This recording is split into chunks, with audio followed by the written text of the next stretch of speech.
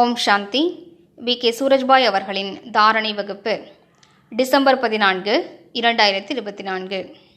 நாம் அனைவருக்கும் பாபா ஒரு உயர்ந்த காரியத்தை ஒப்படைத்திருக்கின்றார்.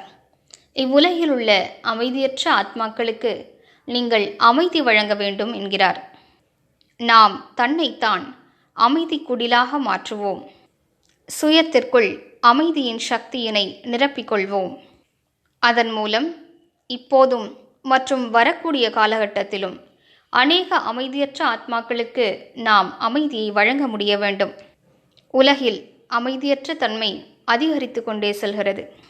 விகாரங்களும் பாவ கர்மங்களும் உறவுகளுக்கிடையே கடுமைத்தன்மையை உருவாக்கியிருக்கிறது. நோய்கள் உக்கிரமான ரூபத்தை தரித்து கொண்டிருக்கின்றன.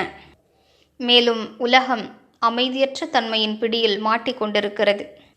உங்களிடம் அப்படிப்பட்டவர்கள் வந்து கொண்டே இருப்பார்கள். எங்கள் தலை மீது கரம் வையுங்கள், எங்களது சித்தம் அமைதியாக வேண்டும், எங்களுக்கு திருஷ்டி கொடுங்கள், உங்களது வீட்டின் தண்ணீரை எங்களுக்கு பருக கொடுங்கள், எங்களது சித்தம் அமைதியாக வேண்டும் என்பார்கள்.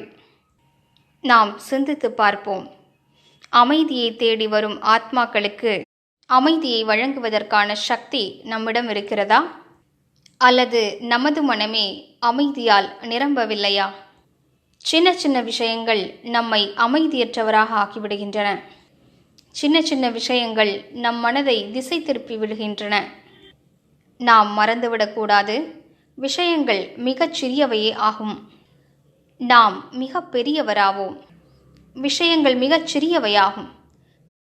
நமது கடமை மிக பெரியதாகும். விஷயங்கள் மிகச் சிறியவையாகும். அமைதியின் சக்தி மிக உயர்ந்ததாகும். சின்ன சின்ன விஷயங்களுக்காக நம் மனதின் அமைதியை எவ்வாறு நாம் இழக்கலாம்? எனவே வாருங்கள், ஓர் அழகான பயிற்சியை மேற்கொள்வோம். வாழ்வில் ஏற்படும் விஷயங்களுக்கு ரியாக்ட் செய்ய வேண்டாம். அமைதியற்ற தன்மையை ஏற்படுத்தும் விஷயங்கள் வரவே செய்கின்றன. ஆனால் நாமோ நமது அமைதியின் சக்தியால் அமைதியற்ற தன்மையை ஏற்படுத்தும் இந்த விஷயங்களை முடித்துவிட வேண்டும். நாம் எரிச்சல் அடையக்கூடாது, கோபப்படவும் கூடாது. ஏனென்றால் கோபத்தினால் நாம் நீண்ட காலமாக சேமித்த சக்திகள் வீணாகிவிடுகின்றன.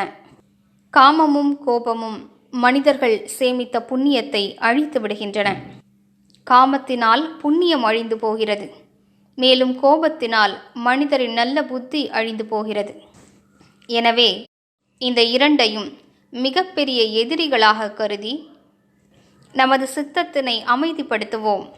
சோதித்து பார்ப்போம், எந்த விஷயங்கள் என் மனதினை அமைதியற்றதாக ஆக்குகின்றன. எப்போது கோபப்படுகிறோமோ அப்போது மனம் நாலாபுறங்களிலும் அலைப்பாய்கிறது. இதனால் அமைதியற்ற தன்மை ஏற்படுகிறதா?